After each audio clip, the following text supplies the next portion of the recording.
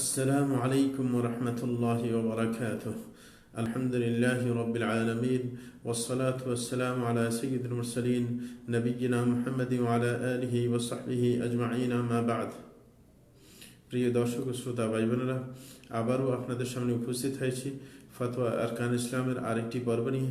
এই পর্বে যা থাকছে সেটা হচ্ছে মাহদি সম্পর্কীয় যত হাদিস আছে এগুলো কি সঠিক। এই প্রশ্নটি করা হয়েছে শেখ মোহাম্মদ বিন সালেহ আল উসাইমিন রাহিমাহুল্লাহকে। তখন তিনি এর উত্তর দিয়েছেন যে মাহদি সংক্রান্ত হাদিসগুলো সাধারণত চার ভাগে বিভক্ত। প্রথম নম্বর হচ্ছে যে কিছু হাদিস আছে মিথ্যা হাদিস, এতে সন্দেহ নেই। দ্বিতীয় নম্বর কিছু হাদিস আছে দুর্বল হাদিস, আর তৃতীয় নম্বর কিছু হাদিস আছে যেগুলো হাসান পর্যায়ের হাদিস, কিন্তু সেগুলো মানে সবগুলো মিলে আপনার বিশুদ্ধের পর্যায়ে পৌঁছে গেছে, যেটাকে আপনার হাদিসের পরিভাষায় সহিহ গায়রিহি বলা হয়। তাইলে বিশুদ্ধ কিছু হাদিস রয়েছে। এই কারণেই কিছু কিছু আলেমরা বলেন যে এই মাহদির ব্যাপারে কিছু সহিহ জাতি হাদিস আছে, এবং তারা বলতে এই হাদিসগুলোকে বুঝিয়েছেন। আর চতুর্থ নম্বর আরেকটি প্রকার রয়েছে, সেটা হচ্ছে আপনার মানে ধারণাকৃত মাহদি সম্পর্কে, যে আপনার বলা হয় যে মাহদি লুকিয়ে আছে ইরাকের একটি গুহার ভিতরে লুকিয়ে আছে। এটার কোনো ভিত্তি নেই, এটার কোনো ভিত্তি নেই। বরং এটি হচ্ছে একটি কল্পকাহিনী, যেটার আপনার কোনো ভিত্তি সম্ভব নয় পাওয়া।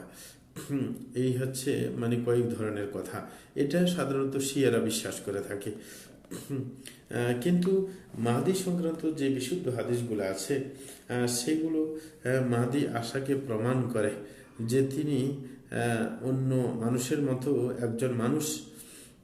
আপনার তিনি যথা সময়ে যখন তিনি বের হবেন তখনই তাকে সৃষ্টি করা হবে, এবং তাকে তখন জন্ম দিয়ে তখন মানুষের সামনে সময় মতো বের করে দেওয়া হবে, মানুষের কাছে তিনি প্রকাশ পাবেন। এটা হচ্ছে মাহদি সংক্রান্ত কথা। যে তিনি এইখানে বিস্তারিত সমস্ত হাদিস বলার তিনি প্রয়োজনীয়তা বোধ করেননি, তিনি হাদিসের প্রকারগুলো বলে দিলেন। তাইলে তিনি বললেন যেই মাহদি সম্পর্কে বিশুদ্ধ হাদিস এসেছে তিনি যথা সময়ে তাকে আল্লাহ জন্ম দেওয়ার পর সৃষ্টি করার পর তারপরে যথাসময়ে তাকে মানুষের সামনে প্রকাশ করবেন। সুতরাং মাহদি সংক্রান্ত কেউ যদি কোনো কথা বলে, তিনি বলছেন, তাহলে সেটাকে একেবারে উড়িয়ে দেওয়া যায় না যে মাহদি সংক্রান্ত কোনো হাদিসই ঠিক নয়, এবং মাহদি সংক্রান্ত যত হাদিস আছে সবগুলোকে সঠিকও বলে দেওয়া যায় না, যে কোনোটাই সম্ভব না। কারণ কিছু সঠিক কিছু অসঠিক মিলেই তো আছে। বরং আপনার এরকম ভাবে যখন মাহদির ব্যাপারে যদি হাদিসকে শুদ্ধ বলতে চান, সবগুলো কেন আপনি ঢুকিয়ে দিতে পারেন না? কারণ যে মাহদি সম্পর্কে শিয়ারা বলে সেই মাহদি তো আসলে ঠিক নয়। সুতরাং সকল মাহদিকে আপনি সাব্যস্ত করতে পারেন না। কারণ তাদের সেটা হচ্ছে কল্পকাহিনী। এই কারণে আপনার তাদের এটাকে এমন বোকামি ধরা যায় যে তাদের মাথার মধ্যে কোনো সমস্যা আছে, যে লুকিয়ে গেছেন মাহদি পরে বের হবেন তার অপেক্ষায় আছে। তার জন্য এটা শরীয়তের দৃষ্টিতে ভ্রষ্টতা এবং মাথার আপনার বুদ্ধিহীনতা, এছাড়া আর এটার কোনো ভিত্তি নেই। কিন্তু রসুল আকরাম সাল্লাল্লাহু আলাইহি ওয়াসাল্লাম যে মাহদির কথা বলেছেন এবং যে ব্যাপারে হাদিস এসেছে, তিনি কিন্তু যথাসময়ে তাকে আল্লাহ শানু জন্ম দিয়ে যথাসময়ে তিনি তাকে প্রকাশ করবেন। এটা হচ্ছে মৌলিক কথা মাহদি সংক্রান্ত। আরেকটি প্রশ্ন শেখ মোহাম্মদ বিন সালেহ আল উসাইমিন রাহিমাহুল্লাহকে জিজ্ঞাসা করা হয়েছে যে ইয়াজুজ মাজুজ কারা। তখন এর উত্তরে তিনি বলেন যে ইয়াজুজ মাজুজ হচ্ছে আদম সন্তানের দুটি জাতির নাম, তারা এখনো আছেন। আল্লাহ শানহু তাদের সম্পর্কে সূরা কাহফের 93 থেকে 98 আয়াতের মধ্যে বলেন, حتى إذا بلغ بين السدين وجد من دونهما قوما لا يكادون يفقهون قولا قالوا يا ذا القرنين إن يأجوج ومأجوج مفسدون في الأرض فهل نجعل لك خرجا على أن تجعل بيننا وبينهم سدا قال ما مكني فيه ربي خير فأعينوني بقوة أجعل بينكم وبينهم ردما فآتوني زبر الحديد حتى إذا ساوى بين الصدفين قال انفخوا حتى إذا جعله نارا قال آتوني يفرغ عليه قطرا فما استطاعوا أن يظهروه جبالوه وما استطاعوا له نقبا قال هذا رحمة من ربي فإذا جاء وعد ربي جعله دكا وكان وعد ربي حقا আল্লাহ জাশান বলছেন যে যখন যুলকারনাইন রাষ্ট্রপতি তিনি যখন দুটি আপনার দেয়ালের মাঝখানে পৌঁছালেন তখন আপনার তাদের ওই দেয়ালের পাশে দেখতে পেলেন যে দেয়ালের অপর পাশে এমন কিছু মানুষ রয়েছে যে তারা আপনার তার কথা বুঝতেই পারছে না।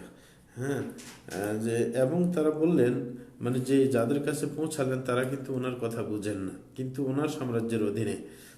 বলে যে তাদের যখন দোনো আপনার দেয়ালের মাঝখানে পৌঁছালেন তখন তিনি সেখানে এই লোকগুলাকে পেলেন। পাওয়ার পরে তারা বলতেছিল যুলকারনাইনকে, বলছেন ইয়া যুলকারনাইন ইন্না ইয়াজুজ ওয়া মাজুজ মুফসিদুনা ফিল আরদ।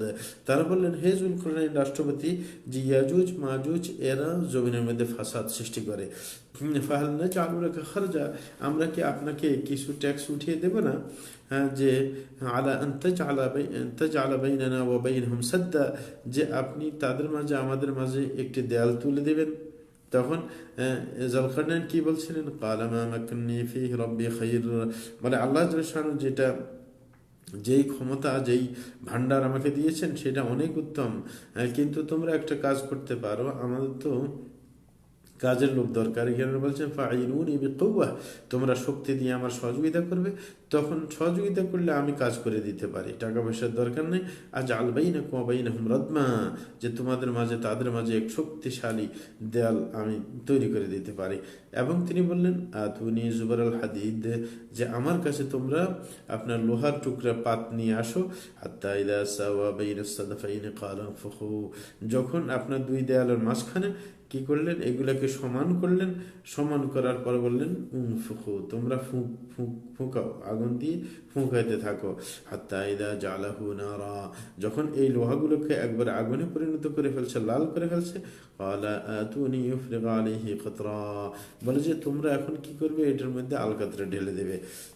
ফামাস্তাউ আন ইয়াযহারুহু ওয়া মাস্তাতাউ লাহু নাকবা, তিনি বলছিলেন যখন এইভাবে করে আপনার দেয়ালটা বানিয়ে দেওয়া হয়েছে তখন কিন্তু তারা এটাকে ডিঙ্গিয়ে আসতে আর পারেনি এবং সেটাকে ছিদ্র করতে পারেনি। তিনি বলছেন ক্বালা হাযা রাহমাতুম মির রাব্বী, তিনি এই কাজ সমাধান করে বললেন এটা আমার প্রতিপালকের পক্ষ থেকে দয়া, যে ফাইদা জা ওয়াদু রাব্বী জাআলাহু দাক্কা, কিন্তু তিনি এটাও বলেছেন যখন আমার প্রতিপালকের ওয়াদা সময় আসবে তখন কিন্তু এটাকে ধাক্কা দিয়ে তারা আপনার ফেলে দেবে।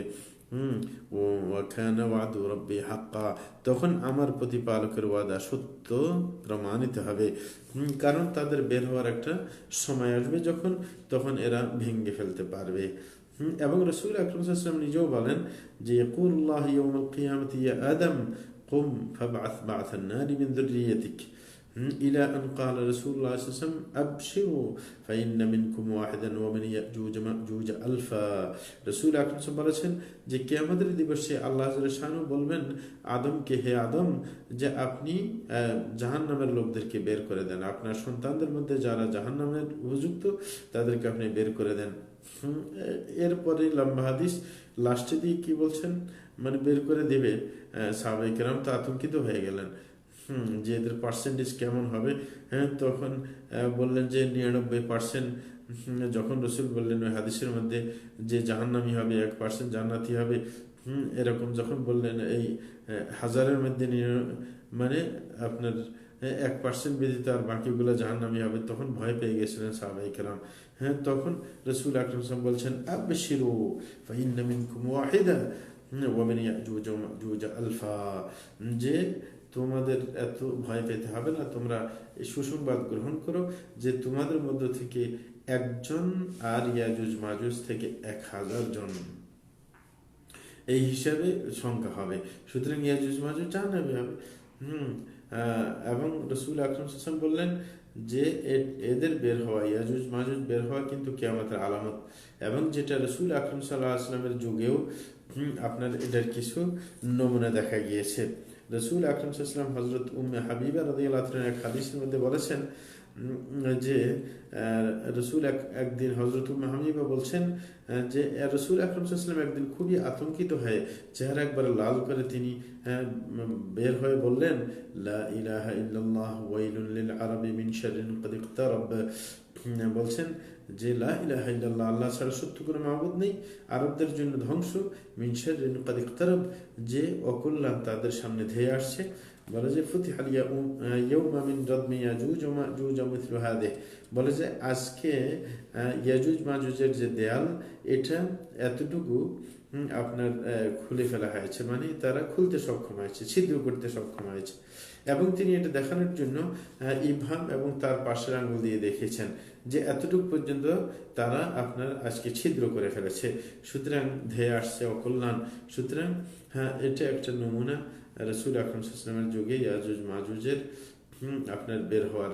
হ্যাঁ, কিন্তু তারা পুরোটা ইয়ে করতে পারবে না, এই দেয়ালটাকে ছিদ্র করতে পারবে না বা ভেঙে ফেলতে পারবে না যতক্ষণ পর্যন্ত কিয়ামত না আসবে, যতক্ষণ পর্যন্ত বের হওয়ার টাইম না আসবে। আল্লাহ জাল্লাহু তাদের যে নির্দিষ্ট টাইম নির্ধারণ করেছেন সেই সময় আসলেই তারা ভাঙতে সক্ষম হবে। যাই হোক, আরেকটি বিষয়ে শেখ মোহাম্মদ বিন সালেহ আল উসাইমিন রাহিমাহুল্লাহকে জিজ্ঞাসা করা হয়েছে যে কেন অন্যান্য নবীরা দাজ্জাল সম্পর্কে তার উম্মতদেরকে সতর্ক করেছেন, অথচ দাজ্জাল তো বের হবে শেষ জামানায়। হ্যাঁ, এমনকি রাসূল আকরাম সাল্লাল্লাহু আলাইহি ওয়াসাল্লাম, আমাদের রাসূল ইন্তেকাল করে গেছেন, এখনো আমরা আছি, এখনো দাজ্জাল তো বের হয়নি, আরো পরে বের হবে। কিন্তু সকল নবী কেন এই দাজ্জালের ব্যাপারে তার উম্মতকে সতর্ক করেছেন? এর উত্তরে শেখ মোহাম্মদ বিন সালেহ আল উসাইমিন বলছেন যে সবচেয়ে বড় ফিতনা জমিনের মধ্যে আদম সৃষ্টি করার পর, আদম আলাইহিস সালামকে সৃষ্টি করার পর কিয়ামত পর্যন্ত দাজ্জালের ফিতনা, এর চাইতে বড় ফিতনা আর হতে পারে না। এটা রাসূল আকরাম সাল্লাল্লাহু আলাইহি ওয়াসাল্লাম নিজের হাদিসের মধ্যে বলেছেন। এই কারণে যেই কোনো নবী, নূহ আলাইহিস সালাম থেকে শুরু করে মুহাম্মদ সাল্লাল্লাহু আলাইহি ওয়াসাল্লাম পর্যন্ত সকল নবী এই দাজ্জাল সম্পর্কে নিজ জাতিকে সতর্ক করেছেন। কেন? তার ব্যাপারটাকে মানে বড় করে দেখানোর জন্য এবং তার ব্যাপারে সতর্ক করার জন্য। নতুবা আল্লাহ তাআলা তো জানেনই যে আপনার শেষ যুগেই এই দাজ্জাল বের হবে, তারপরেও রসুলদেরকে আদেশ করেছেন যেন তাদের জাতিকে সতর্ক করে দেয়, যেন এই ব্যাপারটা যে কত ভয়াবহ সেটা যেন মানুষের বুঝে আসে। এবং রাসূল আকরাম সাল্লাল্লাহু আলাইহি ওয়াসাল্লাম এই সম্পর্কে বলেনও, তিনি বলছেন যে ইয়াখরুজু আনা ফীকুম ফাআনা হাজিজুহু দুনাকুম সাল্লাল্লাহু ওয়াসাল্লামু আলাইহি ওয়া ইল্লা ফামরুন হাজিজু নাফসিহি ওয়াল্লাহু খলিফাতি আলা কুল্লি মুসলিম। রাসূল বলেন, সে যদি বের হয় দাজ্জাল আমি থাকা অবস্থায়, তাইলে আমি তোমাদের ব্যাপারে যথেষ্ট, যে আমি দাজ্জালের সাথে আপনি তর্ক করব, দাজ্জালের ব্যাপারটা আমি বুঝবো, তোমাদের আর কষ্ট করতে হবে না। আর যদি আমি না থাকি তাইলে প্রত্যেকে নিজের দায় দায়িত্ব নিজেই বহন করতে হবে। এবং আল্লাহ খলিফাতি আলা কুল্লি মুসলিম, যে প্রত্যেক মুসলমানের ব্যাপারে আল্লাহ হচ্ছেন আমাদের প্রতিনিধি, মানে আল্লাহ তোমাদের সহযোগিতা করবেন। তাইলে প্রত্যেকে সঠিকের উপর থাকলে আল্লাহ ইনশাআল্লাহ আমাদের সহযোগী হবেন। রাসূল বলছেন, আমি থাকলে তো আমি তার ব্যাপারটা দেখব, কিন্তু আমি না থাকলে প্রত্যেকে দেখতে হবে, কিন্তু আল্লাহ সহায় হবেন। সুতরাং এই যে দাজ্জালের ব্যাপারটা খুবই ভয়াবহ, এবং সেটা হচ্ছে সবচাইতে বড় ফিতনা, যেটা হাদিসের মধ্যে এসেছে আদম থেকে শুরু করে কিয়ামত পর্যন্ত এর চাইতে বড় ফিতনা আর কোনো নেই। এই কারণে প্রত্যেক নবী সেই ব্যাপারে সতর্ক করেছেন। এবং এমনকি আপনার এই দুনিয়ার যে যত ফিতনা আছে, বিশেষ করে জীবদ্দশার যে ফিতনা, এই সমস্ত ফিতনা থেকে রাসূল আকরাম সাল্লাল্লাহু আলাইহি ওয়াসাল্লাম নামাজের মধ্যে আশ্রয় চাইতেন, কিন্তু ওই ফিতনা থেকে ভিন্ন করে আবার দাজ্জালের ফিতনাকে ভিন্ন করে বলার মানে এটা যে কত বড় ভয়াবহ সেটা বোঝানোর জন্য। যেমন রাসূল আকরাম সাল্লাল্লাহু আলাইহি ওয়াসাল্লাম তাশাহুদের পর এই দোয়াটা পড়তেন, চারটা জিনিস থেকে আশ্রয় চাইতেন আল্লাহর কাছে। সেটা হচ্ছে আউযু বিল্লাহি মিন আযাবি জাহান্নাম ওয়া মিন আযাবিল কবর ওয়া মিন ফিতনাতিল মাহইয়া ওয়াল মামাত ওয়া মিন ফিতনাতিল মাসিহ দাজ্জাল, যে হে আল্লাহ আপনার কাছে আমি আশ্রয় চাচ্ছি জাহান্নামের শাস্তি থেকে, কবরের ফিতনা, কবরের আযাব থেকে, এবং জীবন ও মৃত্যুর ফিতনা থেকে, এবং দাজ্জালের ফিতনা থেকে। তাইলে এখানে কিন্তু মাহিয়া, ফিতনাতুল মাহিয়া, জীবদ্দশার যে ফিতনা, তার মধ্যে কিন্তু দাজ্জালের ফিতনা আসে, কিন্তু তারপরও বিশেষভাবে বলার মানে কি যে এটা ভয়াবহ এই জন্য। সুতরাং হ্যাঁ, দাজ্জালের ব্যাপারটা, দাজ্জাল শব্দের মানে কি সেটা বুঝতে হবে। দাজ্জাল দাজলুন শব্দ থেকে এসেছে। দাজলুন মানে সত্য মিথ্যাকে মিশ্রিত করে দেওয়া। কারণ সে তো দাবি করবে আমি আল্লাহ, কিন্তু এই যে তার সাথে আপনার অলৌকিক কিছু ক্ষমতা থাকার কারণে মানুষের জন্য বোঝাটা খুবই কষ্টকর হয়ে যাবে। ইমানদার ছাড়া তারা ধোকায় পড়ে যাবে, ইমানদাররাই কেবল আপনার তাকে চিনতে পারবে। সুতরাং তার সত্য মিথ্যায় সে আপনার গুটিয়ে ফেলবে, মানে বোঝা কষ্টকর হয়ে যাবে। এই কারণে তার নাম দাজ্জাল, দাজলুন থেকে। সে হচ্ছে সবচাইতে ভয়ঙ্কর সত্য মিথ্যার মধ্যে মিশ্রণকারী। এতে কোনো সন্দেহ নাই। এই কারণে তার এই বুজুর্গির কারণে আপনার সে বললে আকাশকে বৃষ্টি দিবে, জমিনকে বললে ফসল দিবে, এই বুজুর্গি দেখে অধিকাংশ মহিলারা আপনার কি করবেন, তার পিছু নিবে। এমনকি মহিলাদেরকে যারা ইমানদার বাইর হওয়ার সময় ঘরে বেঁধে রাখবে যেন তার পিছনে ছুটে না যায়। হ্যাঁ, আল্লাহ জাল্লাহু আমাদেরকে সঠিকটা বুঝার তৌফিক দান করুন। অপেক্ষা থাকুন আরেকটি পর্বের জন্য। আমরা নামাজ শেষ করে আরেকটি পর্বে আসবো। জাযাকুমুল্লাহু খাইরা।